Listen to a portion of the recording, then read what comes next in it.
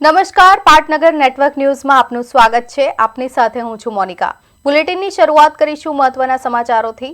ભાજપના સ્થાપના દિવસના પ્રસંગે પ્રદેશ અધ્યક્ષ જગદીશ વિશ્વકર્માએ કાર્યકર્તાઓને સંબોધન કર્યું હતું. તેમણે જણાવ્યું કે ભાજપ આજે સૌને ગૌરવ થાય એવું વિશાળ વટવૃક્ષ બની ગયું છે.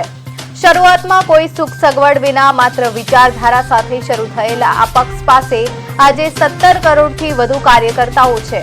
વિશ્વકર્માએ યાદ અપાવ્યું કે જનસંઘની શરૂઆતમાં માત્ર 3 બેઠકો મળી હતી, ત્યારે જવાહરલાલ નહેરુએ જનસંઘને કચડી નાખવાની વાત કરી હતી. પરંતુ ડોક્ટર શ્યામાપ્રસાદ મુખર્જીએ જવાબ આપ્યો હતો કે અમે તમારી આ વિચારસરણીને કચડી નાખીશું.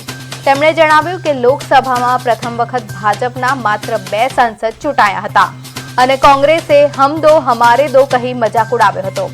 પરંતુ 1989ની ચૂંટણીમાં ભાજપને ભવ્ય વિજય મળ્યો. 1991માં 120 બેઠકો મળી અને 1996માં અટલજીના નેતૃત્વમાં પ્રથમ વખત સરકાર બનાવવાનો મોકો મળ્યો હતો. બહુમત ન મળતા 13 દિવસમાં રાજીનામું આપવું પડ્યું હતું, પરંતુ 1999માં એનડીએને પૂર્ણ બહુમતી મળી.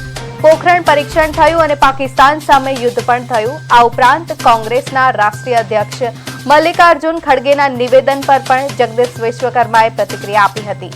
તેમણે જણાવ્યું કે કોંગ્રેસની ગંદી માનસિકતા આજે પણ છતી થાય છે. ગુજરાતની જનતાને અભણ અને મૂર્ખ કહેવું એ મોટું અપમાન છે, જેને ગુજરાતની જનતા ક્યારેય માફ નહીં કરે. કોંગ્રેસની આ માનસિકતાને કચડવાની જરૂર છે.